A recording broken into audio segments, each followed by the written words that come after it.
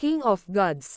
By Fast Food Restaurant, Kabanata 465. Palace Lord Yulong. Sa Central Hall, ang buhay at kamatayan ay napagpasyahan sa isang pag-iisip. Masyadong mabilis ang lahat, napakabilis sa katunayan, hindi makapag-react ang buong Broken Moon Clan. Makalipas ang ilang hininga, patay na si Palace Lord BG. Ang True Lord Tai Xiao ay nawala ang kanyang lakas sa pakikipaglaban at napahiga sa lupa, hindi paniniwalaan ang nakasulat sa kanyang mukha. Ilang tao lamang, tulad ng 8 True Spirit Realms at Lintong, ang nakakita sa buong proseso. Nakanganga ang mga bibig ng lahat. Napakalaki ng gulat na naranasan nila na tila nawalan ng kaluluwa ang mga eksperto. Nadama ng mga cultivator ng Iron Dragon Alliance na nanlamig ang kanilang mga puso. Sa isang kisap mata, isa sa 3 Palace Lord ang napatay, habang ang isa ay natalo. Kakilakilabot ang pagkamatay ni Palace Lord BG. Wala siyang kakayahang lumaban. Mas malala pa ang pagkatalo ni True Lord Tai Xiao. 2 taon na ang nakararaan, natalo ni True Lord Tai Xiao ang 13 clans at pinilit ang elders na pumirma ng blood contract sa kanya. Masasabing ang kanyang lakas ay nakaukit sa puso ng 13 clans. Gayunpaman, sa harap ng mabilis na pag-atake ni Zhao Fang, si True Lord Tai Xiao ay hindi nagkaroon ng pagkakataong gumawa ng kahit ano. Natalo ako. Paano ito posible? Hindi makapaniwala si True Lord Tai Xiao sa nangyayari. Naghinala pa siya na nasa panaginip siya. Paanong ang isang tulad niya, na nakatayo sa tuktok ng lugar ng cloud, ay madaling talunin? Hindi lang siya. Marami pang ibang naroroon, tulad ni Clan Master Haiyon, ang Regulations Elder, at Lintong ay naramdaman din na parang panaginip ito. Hindi ito totoo. Nabaluktot ang mukha ni Clan Master Haiyon habang inilalagay niya ang kanyang mga kuko sa kanyang balat, na pinipilit ang kanyang sarili na bumalik sa realidad. Sa tuktok ng burol. Totoo ba ang lahat ng ito? Ang First Elder ay nakaramdam ng kasiguraduhan. Sa nanginginig na mga daliri, inabot niya ang kanyang alagad, ngunit hindi siya nang ahas na hawakan siya, sa takot na ang lahat ng ito ay mabasag. Isang mainit na ngiti si Zhao Fang habang nakatayo siya sa tabi ng First Elder at kinokontrol ang sitwasyon. Ang sagupaan sa pagitan ng True Lord ranks ay sisire sa Broken Moon Clan. Ito ang pinakasimpleng solusyon. Tinanggo ni Zhao Fang ang kanyang ulo habang nasa likod ang kanyang mga kamay. Hindi na siya nakilahok at umatras na noong ginawa ang Illusion City Maze. Sa pamamagitan ng kanyang God Spiritual Eye, agad na tinapos ni Zhao Fang ang 2 Palace Lords. Sa sandaling ito, ang 2 Dark Silver Ghost Corpses ay tumalon patungo sa huling Palace Lord, si Yulong. Ang tagumpay ay nasa paningin. Nanlamig ang mga buto ni Palace Lord Yulong. Ang pagkamatay at pagkasugat ng 2 pang Palace Lords ay nagpahuli sa kanya. Hindi niya akalain na ang lason ng 2 Dark Silver Ghost Corpses ay nakamamatay kaya kahit na ang mga nasa True Lord rank ay hindi ito kayang labanan. Dahil dito kaya agad napatay ang Palace Lord BG. Para kay True Lord Tai Xiao, ang kanyang maagang yugto ng True Lord rank mental energy ay hindi sapat para labanan ang Eye Bloodline ni Zhao Fang. Kailangang malaman ng isa, ang antas ng enerhiya ng pag-iisip ni Zhao Fang ay bahagyang mas malakas kaysa sa karamihan sa mga karaniwang late stage na True Lord ranks at ang kanyang kaluluwa ay nalampasan pa ang pinakamataas na True Lord ranks. Umalis ka agad at kunin ang Palace Lord Tai Xiao. Huminga ng malalim si Palace Lord Yulong nang magsimulang gumalaw ang itim na kaliskis sa kanyang katawan. Ding ding pang. Ang mga pag-atake mula sa 2 Dark Silver Ghost Corpses ay dumapo sa Palace Lord Yulong, na lumikha ng mga spark. Gayunpaman, hindi nila nagawang masira ang kanyang depensa. Dapat malaman ng isa, ang 2 kuko ng mga bangkay ay pinalakas ni Zhao Fang at napakatalis. Higit pa rito, pagkatapos umalis sa Purple Saint Ruins, ang 2 Dark Silver Ghost Corpses ay na-upgrade habang nananatili sa 10,000 Ghost Pearl. Palace Lord, paparating na kami. Nagmamadaling lumapit ang ilang Core Elder. Ang layunin nila ay kunin ang True Lord Tai Xiao habang tinakpan sila ng Palace Lord Yulong. Sa hangin, bahagyang nag-alinlangan si Lintong, hindi alam kung tutulungan si Zhao Fang o ang Iron Dragon Alliance. Biglang nanginig ang kanyang puso habang nakatingin kay Zhao Fang. May ngiti si Zhao Fang sa kanyang mukha. Bagamat wala siyang ginawa, binabantayan pa rin niya ang lahat. Hindi niya nakalimutan si Lintong. Scarlet Demon Moon Eye. Kinagat ni Lintong ang kanyang mga ngipin habang pinapaikot niya ang kanyang bloodline ng mata upang pigilan ang ilan sa mga Core Elder. Bagamat ang Iron Dragon Alliance at Scarlet Moon Demonic Religion ay napakalakas at pinawi ang kalangitan, si Zhao Feng ang nasa harapan niya at maaaring patayin siya sa isang pag-iisip. Meow meow. Isang kulay pilak na kulay abo na pusa ang sumulpot sa Central Hall. Shoo! Isang maliksi na silver-striped blood whip na nakabalot sa pagod na True Lord Tai Xiao. Bakit hindi ako pinapatay ni Zhao Feng? Nahuli si True Lord Tai Xiao, hindi siya nataranta. Sa mga tuntunin ng lakas, ang True Lord Tai Xiao ay malapit sa Palace Lord BG. Kung si Zhao Feng, ang maliit na magnanakaw na pusa, ang Dark Silver Ghost Corpses, o si Lintong ay gustong patayin siya, wala siyang magagawa. Gayunpaman, malinaw na walang plano si Zhao Feng na agad siyang patayin. Sa sandaling ito, ang lahat ay nasa kontrol ni Zhao Feng. Ang Palace Lord Yulong ay galit na inaatake ng dalawang Dark Silver Ghost Corpses, at ang bloodline ng mata ni Zhao Feng ay naglalagay ng pressure sa kanya. Nahuli ng munting pas ang magnanakaw si True Lord Tai Xiao habang si Lintong ang responsable sa pagpatay sa Core Elders. Ang puwersa ng 3 Palace Lords at 10 Core Elders ay nasira. Nasaksihan ng buong Broken Moon Clan ang biglaang pagbabagong ito at parang mga kahoy na manok na hindi makariyak. 3 sa 4 na pangunahing tauhan ng Iron Dragon Alliance ang hindi kayang talunin siya. Puno ng pagkabigla ang mukha ni Clan Master Haiyon. Ang kompletong pag-ikot ng sitwasyon ay lumampas sa kanyang imahinasyon. Tulad ng inaasahan, ang lahat ng ito ay pain lamang ni Zhao Feng. Ang tunay niyang layunin ay patayin ang matataas na antas ng Iron Dragon Alliance. Pinigilan ni Beimoy ang mga alon sa kanyang puso habang sinusuri niya ang sitwasyon. Sa simula, siya at si Clan Master Haiyon ay side character lang. Ang lahat hanggang ngayon ay nawalan ng kahulugan. Mayroong paminsan-minsang Core Elder na sinubukang iligtas ang True Lord Tai Xiao sa Central Hall. Phew!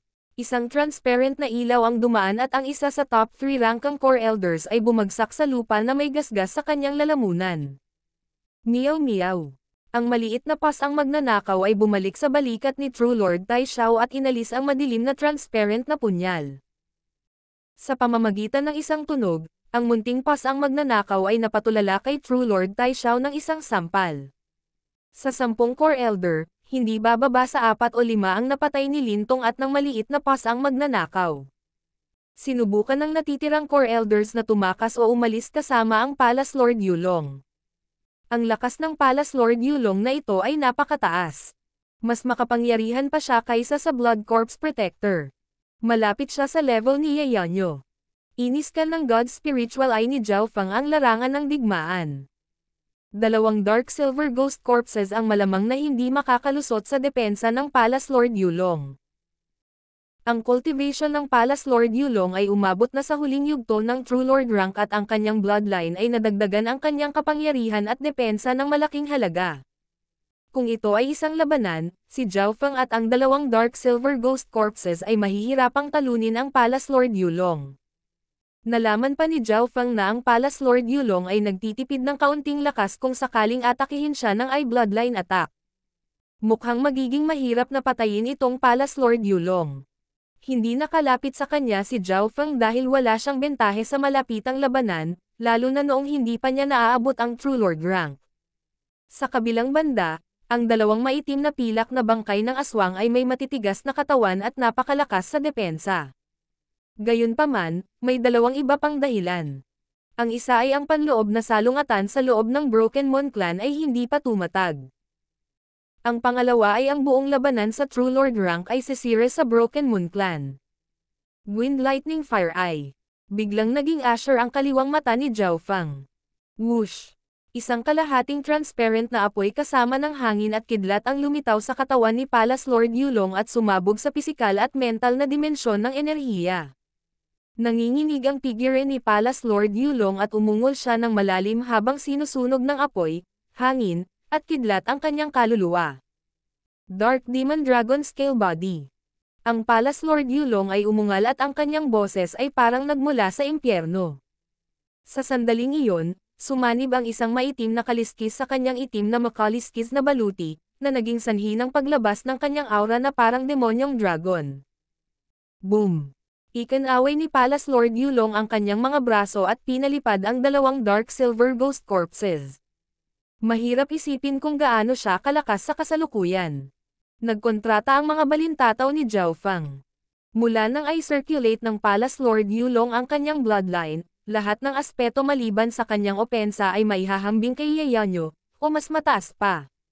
Higit pa riyan, ang itim na sungay ng Palace Lord Yulong ay kumikislap na may kasamang madilim na lilang kidlat, na may malakas na pagtutol sa elemento ng kidlat ng Wind Lightning Fire Eye. May kakayahan pa itong sumipsap ng kaunti nito. Anong makapangyarihang bloodline? Talagang karapat-dapat si Yulong na maging pinuno ng 4 na Palace Lord. Naging mas solemn na ang ekspresyon ni Zhao Fang. Kahit na ang Blood Corpse Protector, BG, at Tai Xiao ay magsama-sama, maaaring hindi sila gaanong banta gaya ng Palace Lord Yulong. Ang pinakamalakas na pag-atake ni Zhao Fang, ang Wind Lightning Fire Eye, ay hindi masyadong nakaapekto sa Palace Lord Yulong. Kung tutuusin, hindi ko pa naaabot ang True Lord rank at may limitadong pag-unawa sa Wind Lightning Stone Tablet. Ang Wind Lightning True Fire sa aking katawan ay may potensyal na lumaki pa sa lakas. Umikot ang mga iniisip ni Zhao Fang. Ito ang pinakamahirap na kalaban na nakilala niya pagkatapos bumalik sa Cloud Area. Siyempre, may pagkakataon pa rin si Zhao Fang na patayin si Yulong kung magtatagal ang mga bagay-bagay. Dahil dinagdagan ng Palace Lord Yulong ang kanyang lakas sa tulong ng kanyang bloodline, limitado ang tagal nito. Higit pa rito, si Zhao Fang ay may 2 True Lord rank ghost corpses na hindi mapapagod at maaaring tumagal ng mahabang panahon. Gayunpaman, nagkaroon pa rin ng gulo sa Broken Moon Clan, na nangangahulugang kailangan ni Zhao Fang na magpatuloy kahit anong mangyari. Sa bloodline power ko may 80 hanggang 70% ang pagkakataon na makatakas ako. May pagkakataon pa akong masaktan si Zhao Fang. Malamig ang mga mata ni Palace Lord Yulong. Malinaw na alam niya na, sa isang laban, maaaring hindi siya maharangan ni Zhao Fang. Sa sandaling ito, nakipagpalitan ng panandali ang sulyap si Zhao Fang kay Palace Lord Yulong. Isang ngiti ng panunuya ang lumitaw sa mukha ni Zhao Fang. Eye of Ice Soul. Ang kaliwang mata ni Zhao Fang ay naging ice blue light na nagpadala ng napakalamig na layunin sa kaluluwa ni Palace Lord Yulong. Naging abnormal na mabagal ang pag-iisip at pagkilos ni Palace Lord Yulong. Shoo shoo bam bam bam. Ang pag-atake ng 2 Dark Silver Ghost Corpses ay naging mas mabangis. Gayunpaman, ito ay ang Palace Lord Yulong, na may makapangyarihang linya ng dugo at katawan. Kung ito ay isa pang True Lord rank, mahihirapan silang pigilan. Maaaring lumipat ng maraming beses ang bloodline ng mata na ito sa labanan. Ang pag-iisip ni Palace Lord Yulong na patayin si Zhao Fang ay agad na nasira. Sa sandaling ito, naging asher ang kaliwang mata ni Zhao Fang. Lumikha ng blade sa kanyang mata ang isang nakakatusok na kislap ng asher light.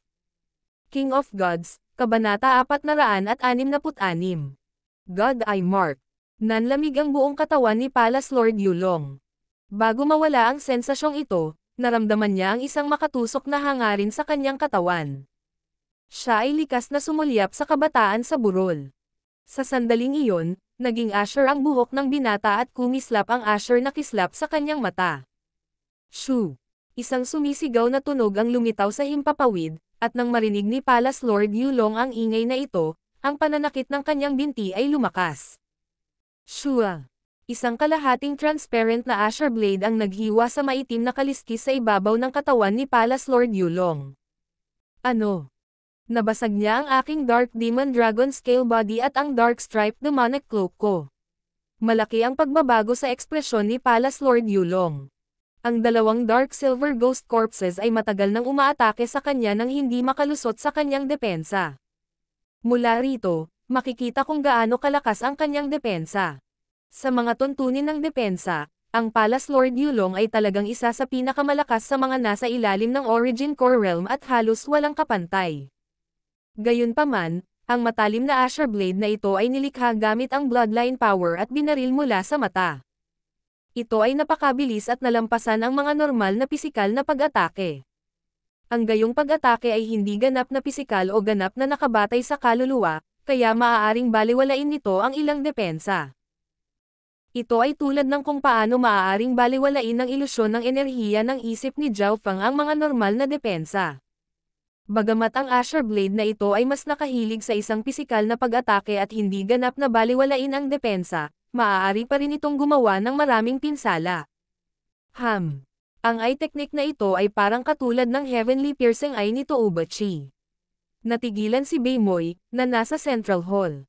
Pagkatapos ng lahat, sumali siya sa Sacred True Dragon Gathering at nakita niya ang Heavenly Piercing Eye ni Toubachi.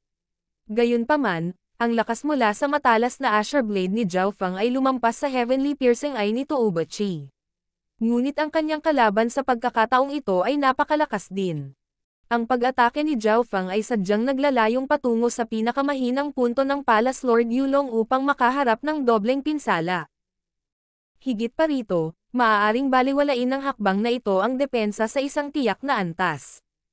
Gayunpaman, kahit na sa lahat ng ito, ang depensa ng Palace Lord Yulong ay halos nabali, nag-iwan lamang ng isang maliit na sugat sa kanyang binti.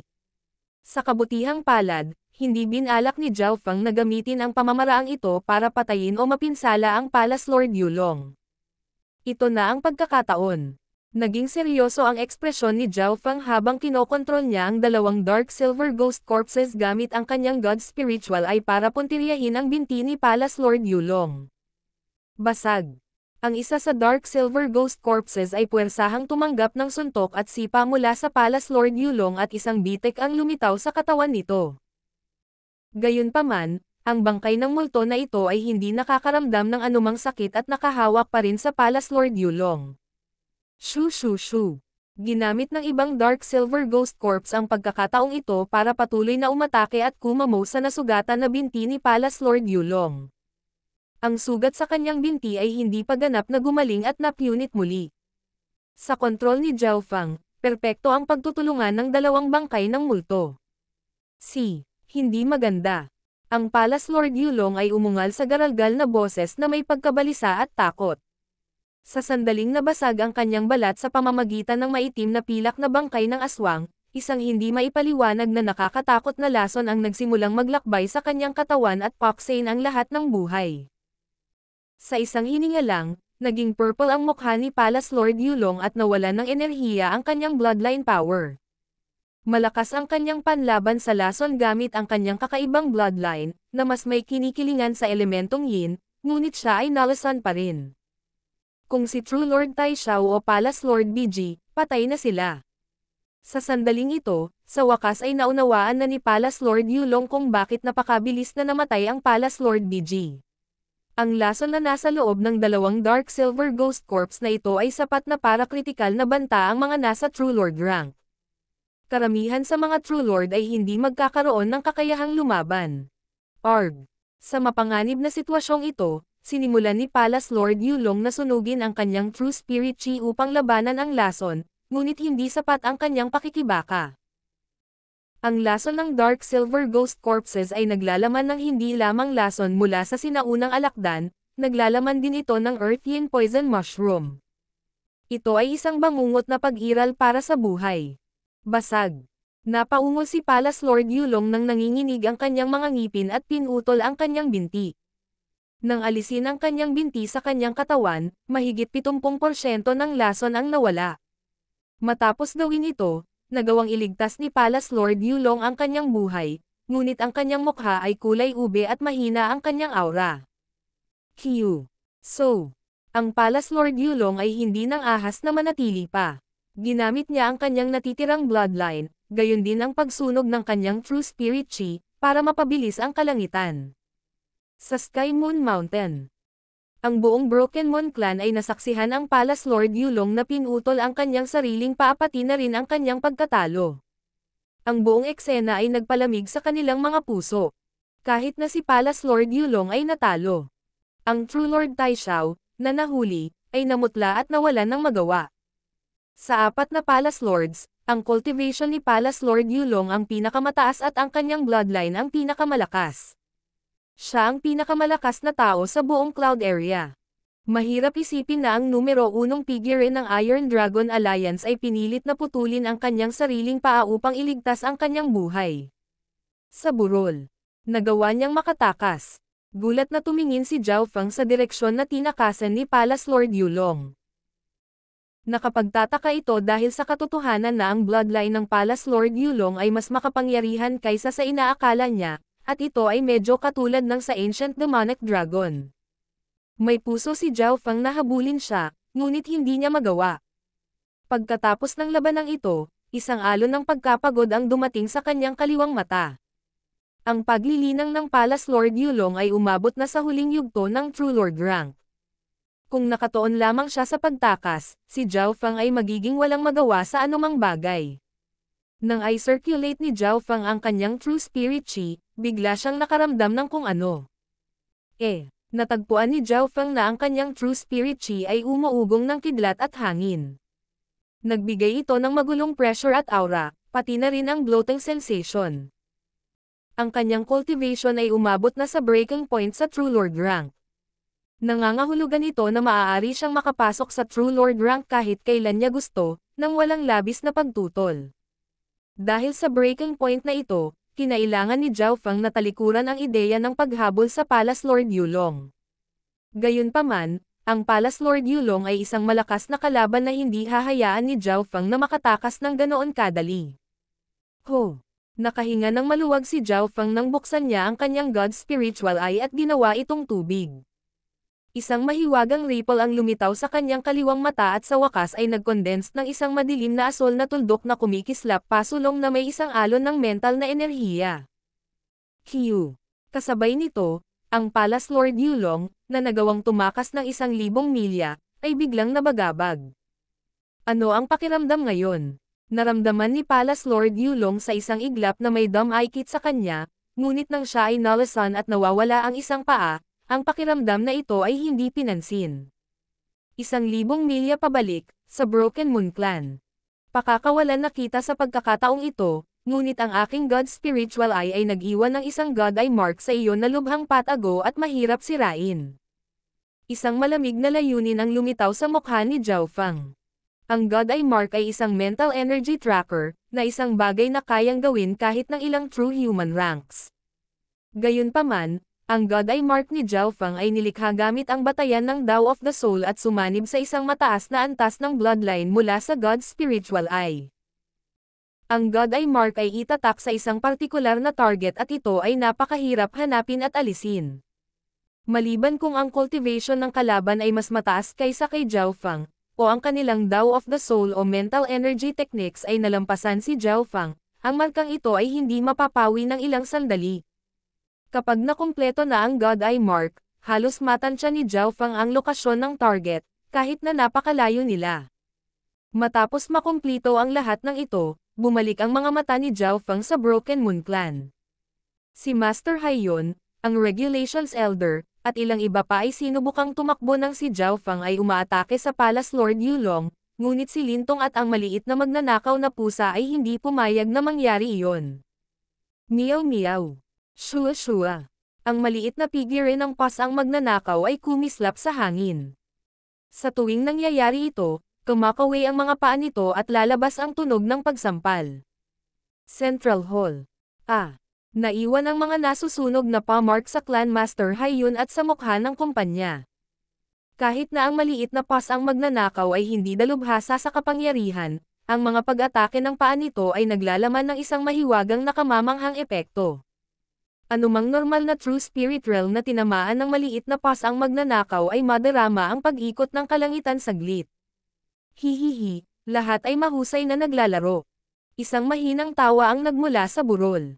Sa puntong ito, natapos na ang pakikipaglaban ni Zhao Feng sa 3 Palace Lords. Sa 3 Palace Lords, isa ang patay habang ang isa ay nahuli. Isa lang ang halos nakatakas. Sa sandaling magsalita si Zhao Feng, ang Broken Moon Clan ay nahulog sa patay na katahimikan ni Master Haiyan at ng kumpanya. Bumaling ang tingin ng lahat sa nakangiting asol na buhok na may gulat at paggalang. Ang kabataang ito ay nakatayo sa malayo sa panahon ng labanan at hindi kailanman lumahok sa malapit na labanan. Shua. Dalawang Dark Silver Ghost Corpses ang nagsimulang pumatay sa mga nagtangkang tumakas, kabilang ang mga mula sa Iron Dragon Alliance.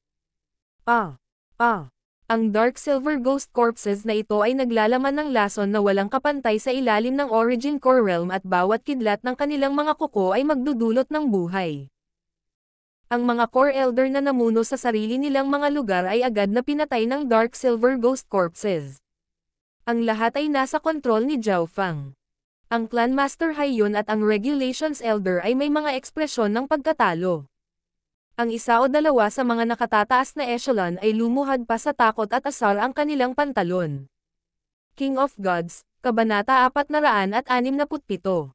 Pagbitay kay Haiyun. Sa ilalim ng tingin ni Zhao Fang, ang buong Broken Moon Clan ay masunurin.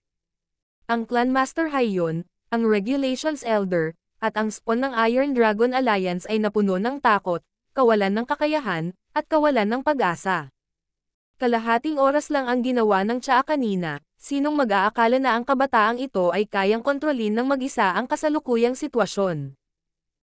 Tatlong Palace Lords ng Iron Dragon Alliance, ang mga maalamat na figure na nakatayo sa tuktok ng Cloud Area ay pinatay, nahuli, o nasugatan ng kabataang ito. Dumating ang 10 Core Elder ngunit hindi bumalik. Sa napakaikling panahon, ginawa ng kabataang ito na igalang siya ng lahat bilang isang Diyos. Ang lahat ng ito ay tila isang gawa ng kathang-isip, ngunit ang mga tao dito ay nasaksihan ito. Sa kalagitnaan ng burol, ang grupo na pinamumunuan ni Yang Gan ay kakapasok lang sa mga tarangkahan, ngunit bago pa man nila maiulat ang pagkumpleto ng una sa 49 na misyon, nagbago ang sitwasyon sa loob ng Broken Moon Clan.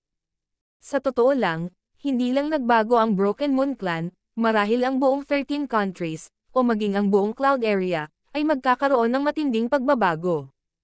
Pakiramdam ni Yang Gan, Lin Fan, Ran Xiaoyuan, Yang Qingshan, at ng iba pa ay panaginip lang ang lahat.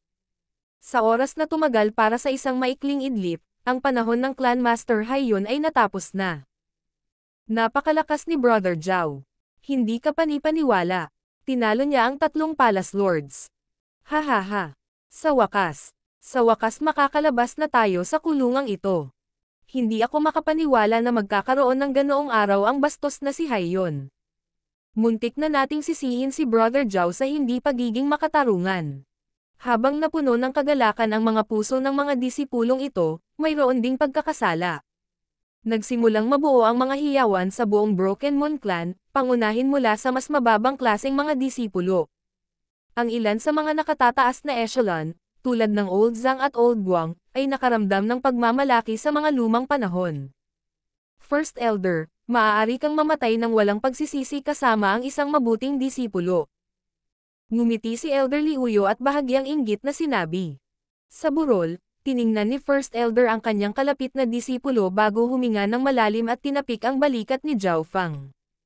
Fenger, naisip ko na babalik ka sa Broken Moon Clan balang araw, ngunit hindi ko inaasahan na magiging ganoon kabilis ito. Hindi napigilan ni First Elder na mapabuntong hininga. Maraming pag-uusapan ang dalawa at magtatagal pa. Labis na curious si First Elder tungkol sa paglalakbay ni Zhao Fang sa Canopy Great Country, ngunit hindi siya nagtanong kaagad. Malinaw niyang alam na marami pang problema ang naghihintay kay Zhao Fang. Hindi nagtagal ay bumaba sina Zhao Fang at First Elder sa Central Hall, at mas lumaki ang ngiti ni First Elder habang nakatingin siya kay Clan Master Haiyun. Pula at puno ng puot ang mukha ni Clan Master Haiyun. Kumikislap pa rin ang mga mata niya, parang may plano pa siya. Wala talagang pakialam si Zhao Fang kay Master Haiyun. Sa ngayon, parang nagpalitan ng status ang dalawa. Sa mga mata ni Zhao Fang, ang Clan Master Haiyun ay walang pinagkaiba sa isang langgam na maaaring patayin sa isang pitik ng kanyang mga daliri. True Lord Tai Xiao. Dama po ang tingin ni Zhao Fang kay True Lord Tai Xiao, na nahuli ng maliit na pasang magnanakaw. Kahit ngayon, ang pangalang True Lord Tai Xiao ay yumanig sa puso ng mga upper echelon ng Broken Moon Clan. Gaano kaganda at kalakas ang hitsura ni True Lord Tai Xiao noon. Zhao Fang, Alam ko kung ano ang gusto mo. Gusto mo ang kontrata ng dugo ko sa 12 clans noon pa man. Kalmado ang ekspresyon ni True Lord Taishao. Pagkatapos ng lahat, siya ay isang True Lord rank na nakatayo sa gitna ng peak ng cloud area. Hindi nagtagal ay natahimik siya at nahanap na niya ang dahilan kung bakit siya nabubuhay pa. Bakit hindi siya pinatay ni Zhao Fang? Hindi nag-alinlangan si True Lord Taishao na may kakayahan si Zhao Fang na gawin iyon, na nagbigay sa kanya ng kaparehong resulta gaya ng Palace Lord BG. Nangangahulugan ito na mayroon siyang isang bagay na mahalaga sa kanya at, sa bahagyang pag-iisip, nakuha niya ang sagot. Ang kontrata ng dugo. Noon, ang mga elder ng 12 clans ay pumirma ng kontrata sa dugo sa ilalim ng kanyang mga banta. Ang mga kontrata ng dugo ay isang kapangyarihan na pag-aari ng langit at lupa. Mayroon silang mahigpit na kapangyarihan na naging dahilan upang hindi magawang ipagkanulo ng mga elder ng 12 clans ang Iron Dragon Alliance. Napakalakas ng restrictive power na ito na kahit si First Elder at ang kumpanya ay hindi makakatulong kay Zhao Fang kung babalik siya. True Lord Taishao, napakatalino mo. Nasaan ang blood contract? Tinanggaw ni Zhao Fang ang kanyang ulo na may papuri. Hindi siya mahilig magpatalo sa paligid. Kung makikipagtulungan si True Lord Taishao, iisipin niyang iwan siya sa kanyang buhay. Ang blood contract ay inilagay sa isang ligtas at lihim na lokasyon. Kailangan mong mangako na hindi mo ako papatayin o sasaktan, pagkatapos ay ibibigay ko sa iyo ang kontrata ng dugo mamaya. Mataimtim na sinabi ng True Lord Taishao. Hihihi, talaga. Paano ko malalaman na hindi mo ako lalakoan? Si Zhao Fang ay kalahating naniniwala at kalahating nagdududa habang nakatingin siya sa maliit na pasang magnanakaw. Meow meow. Nawala ang figure ng maliit na magnanakaw na pusa. Ang True Lord Taishao ay naguguluhan. Hindi siya umimik, pero nagbago ang ekspresyon niya nang tumingin siya sa loob ng interspatial ring niya. Shua. Meow meow.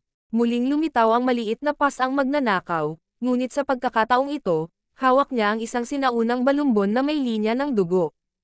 Paano ito posible? Ang True Lord Taishao sa wakas ay nagsimulang magpanik at hindi makapaniwala sa nangyayari.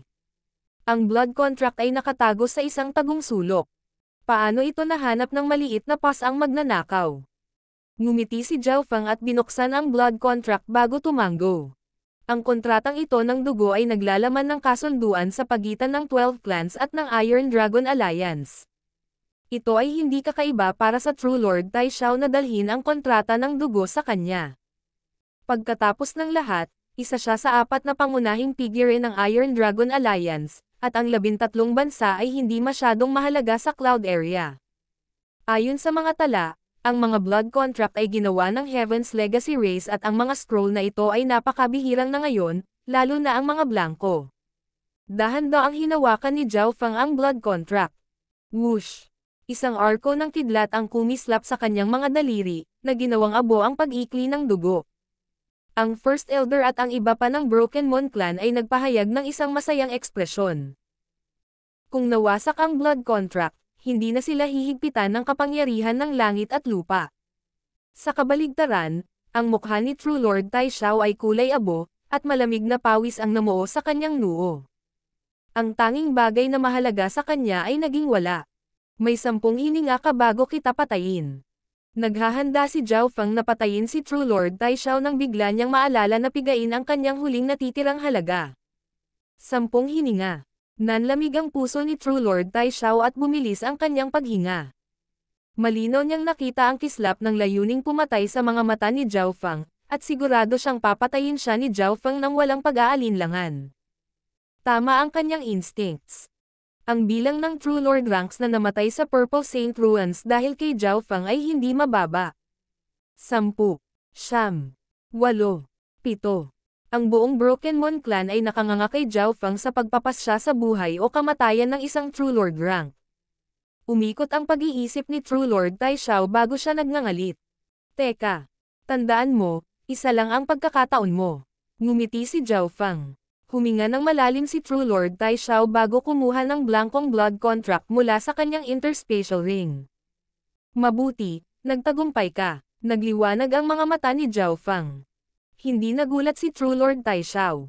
Walang sino man ang makakalaban sa pagkontrol ng isa pang True Lord rank, kahit na may kakayahan silang patayin ang True Lord ranks ng madali. Ilang sandali pa, pinirmahan ni Zhao Feng ang blankong blood contract kay True Lord Tai Xiao. Kailangang maging handa ang magkabilang panig para magkabisa ang blood contract.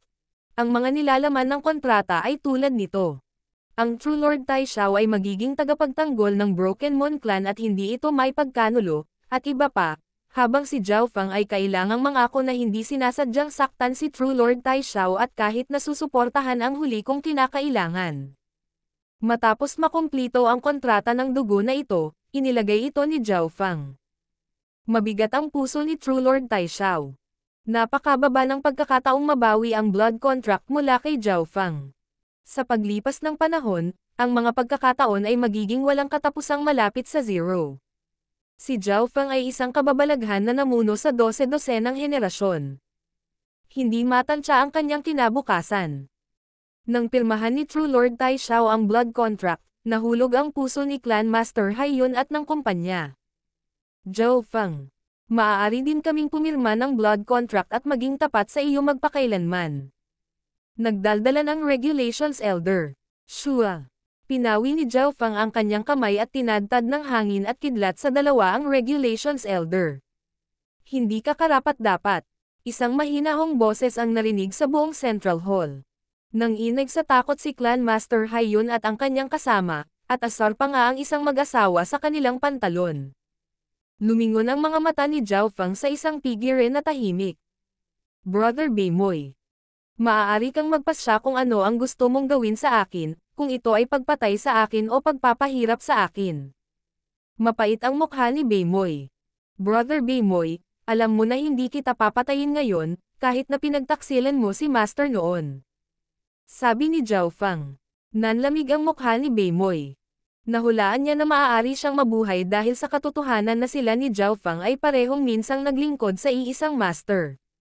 Siyempre, may kailangan. Ang mga salita ni Zhao Feng ay pilipit. Anong requirement? Bumantong hininga si Beimoy. Gusto kong patayin mo si Haiyun at dalhin ang kanyang ulo kay Lord Guanzhen at humingi ng kapatawaran.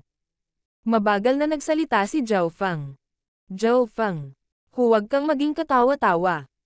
Ang Clan Master Haiyun ay umungal sa puot. Mababaliw na sana siya, ngunit mabilis siyang napatulala sa isang paa ng pusa. Ang mga mula sa Broken Moon Clan ay hindi maiwasang maguluhan. Bakit gusto ni Zhao Feng na patayin ni Beimoy si Haiyun sa halip na siya mismo ang gumawa nito? Gayunpaman, nahulaan ng mga nakakaalam ng higit pang impormasyon ang dahilan. Una, si Beimoy ay ang pinakatalentadong disipulo ni Clan Master Haiyun, at isang kahihiyan ang mamatay sa kamay ng kanyang pinakaumaasa na disipulo. Pangalawa, itinuring din nito ang awayan sa pagitan ng Clan Master Haiyun at Lord Guanzhen. Minsang ninakaw ni Haiyun ang babaeng minahal at pinahiya ni Lord Guanzhen. Nang maglaon, kinuha pa niya si Beimoy. Ngayon, ang hinihiling ni Zhao Feng ay patayin ni Beimoy si Haiyun gamit ang kanyang sariling mga kamay at dalhin ang ulo kay Lord Guanzhen. Malutas nito ang lahat. Abo sa abo, alikabok sa alikabok.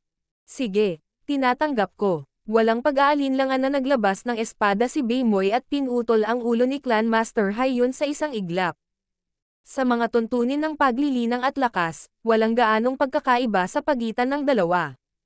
Gayunpaman, si Clan Master Haiyun ay natulala sa maliit na pas ang magnanakaw at natulala pa rin. Bago pa siya makapag-react sa oras, nahiwalay na ang ulo niya sa katawan. Napakabilis at desidido ni Beimoy na tila hindi man lang niya ito naisip. King of Gods, Kabanata 468.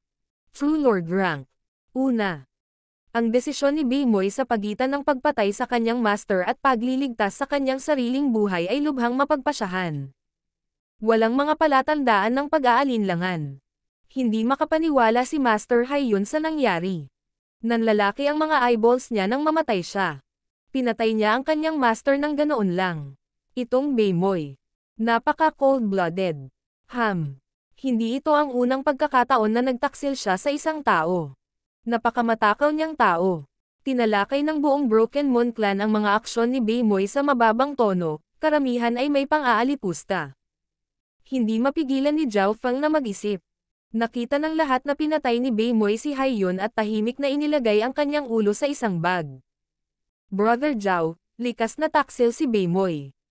Kung pinakawalan natin siya ng ganoon kadali, malamang. Nag-alala ang ilang pamilyar na mga disipulo at ang nakatatandang henerasyon. Pakawalan mo siya. Hindi na nagsalita pa si Zhao Feng. Napangiti ng mahina ang First Elder at nagutos na paalisin si Beimoy. Bago pumunta si Zhao Feng sa Canopy Great Country, si First Elder ay gumawa ng maraming paghahanda para kay Zhao Feng, kasama ang kanyang mga magulang, Lord Guanzhen, at ng iba pa. Ito ang kinakailangan para umalis si Zhao Feng. Talagang nagpapasalamat si Zhao Feng sa pangangalaga ng First Elder. Sa oras na ito, nakaramdam si Zhao Feng ng pagkaasim at pagkakonsensya nang tingnan niya ang nawawalang braso ng First Elder. Nawalan ng braso si Master.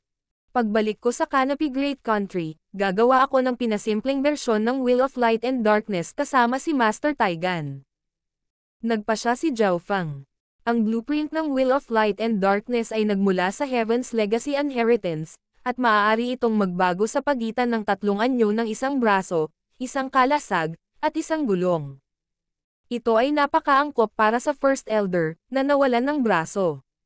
Susunod, mayroon pa ring ibang mga usapin na kailangang lutusin sa Broken Moon Clan.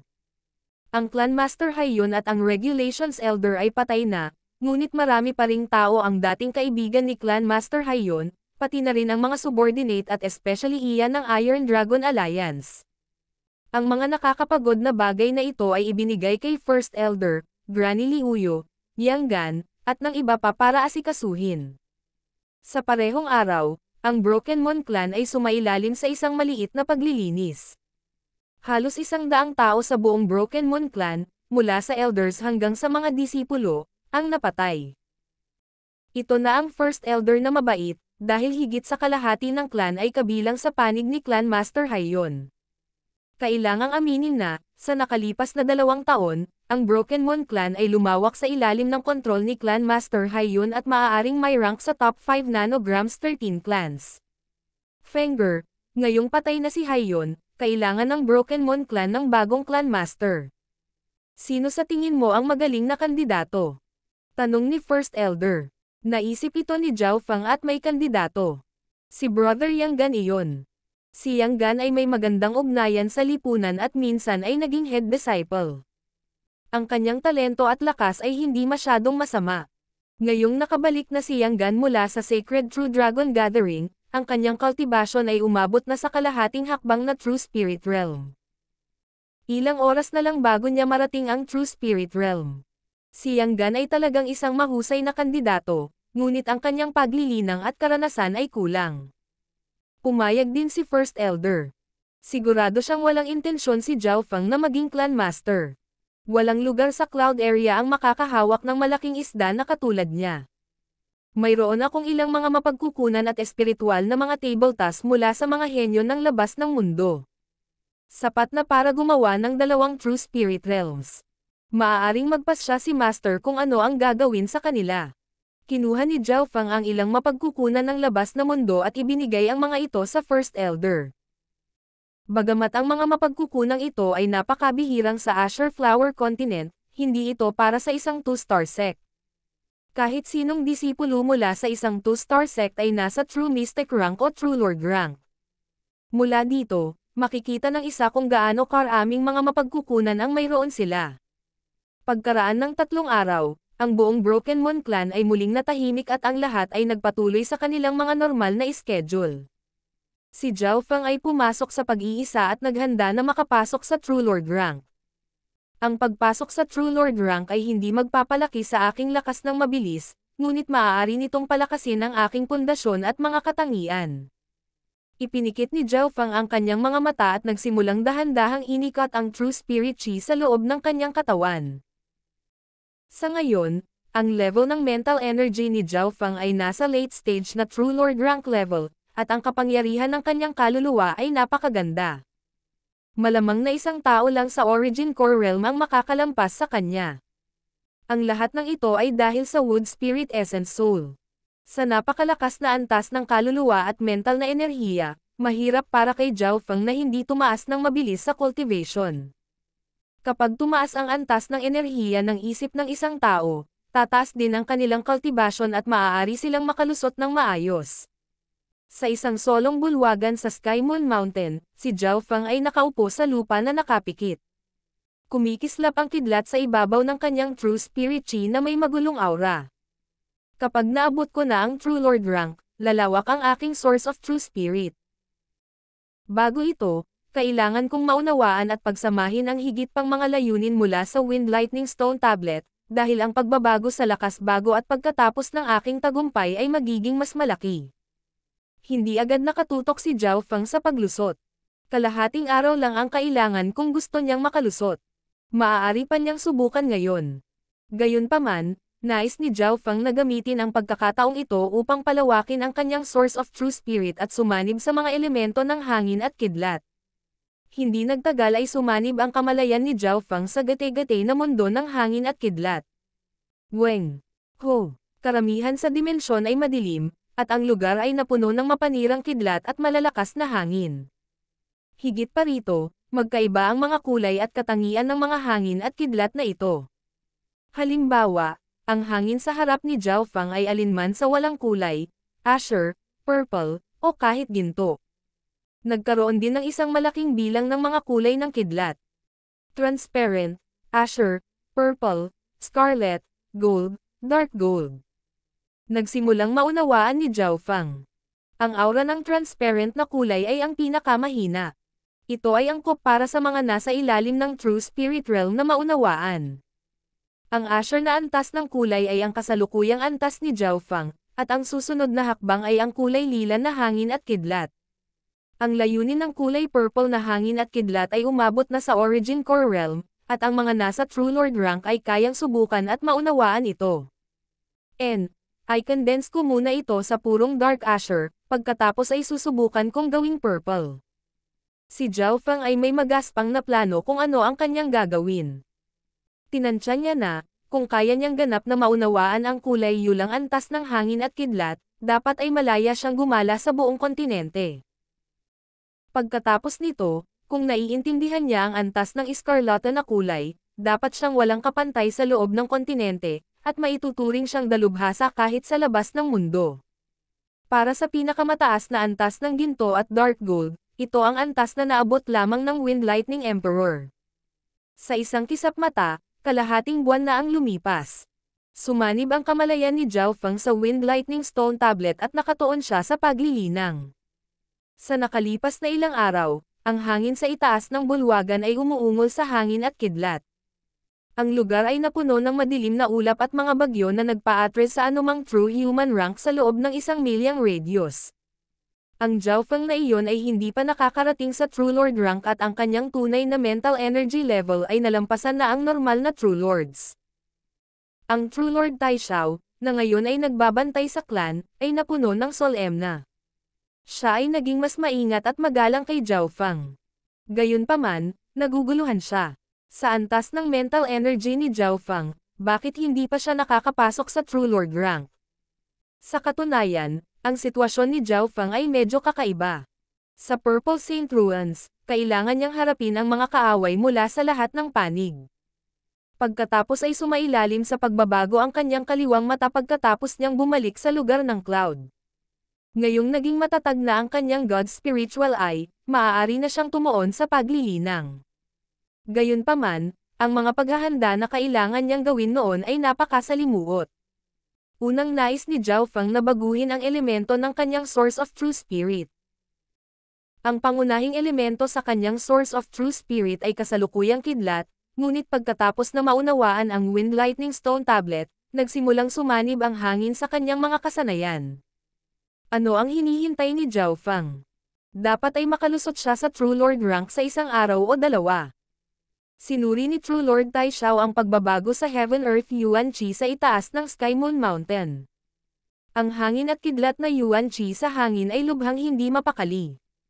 Sa ika-20 araw, isang whirlpool ng hangin at kidlat ang nabuo sa itaas ng bulwagan ni Zhao Feng, at naglalaman ito ng malakas na aura ng True Lord rank. Nahigitin na ng kapangyarihan ang panimulang yugto na True Lord rank at hindi pa rin siya nakakalusot. Naiklik ni True Lord Tai Xiao ang kanyang dila. Nalaman niya na ang layunin ng hangin at kidlat sa hangin ay nagiging mas hindi maarok at hindi masusukat.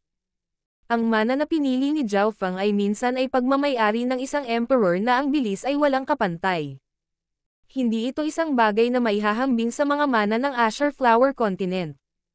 Kasabay nito, habang si Zhao Feng ay nasa pag-iisa, ang Broken Moon Clan, at maging ang 13 clans, ay nagbabago. Ang pagbabago sa Broken Moon Clan ay naging sanhi ng pagbabago sa buong Cloud Country. Sa ikalimang araw ng pag-iisa ni Zhao Feng, dumating ang mga miyembro ng Dragon Killing Alliance. Ang balita ng pagbabalik ni Zhao Feng sa Cloud Country ay kumalat sa 13 bansa, at kumalat pa ito sa 2 malalakas na bansa. 3 Palace Lords ng Iron Dragon Alliance ang natalo ng isang junior. Ang balitang ito ay parang unos na tumawid sa Cloud area. Ang pangalan ni Zhao Feng ay muling ikinagulat ng 13 clans at iginagalang siya ng mga bata at matatandang henerasyon. Dahil sa pagkakaroon ni Zhao Feng, ang Cloud Country at ang 13 bansa ay naging kuta ng Dragon Killing Alliance. Ang puwersa ng Dragon Killing Alliance ay mabilis na nagtipon sa 13 bansa at dumami pa ang kanilang puwersa. Noon, ang Iron Dragon Alliance ang nagpasya sa buhay ng lahat. Walang nang ahas na lumaban. Gayunpaman, iba na ngayon. Ang balita at tsismis tungkol sa pagkatalo ni Zhao Feng sa 4 na Palace Lords lamang ang naging dahilan ng maraming puwersa na sumali sa Dragon Killing Alliance.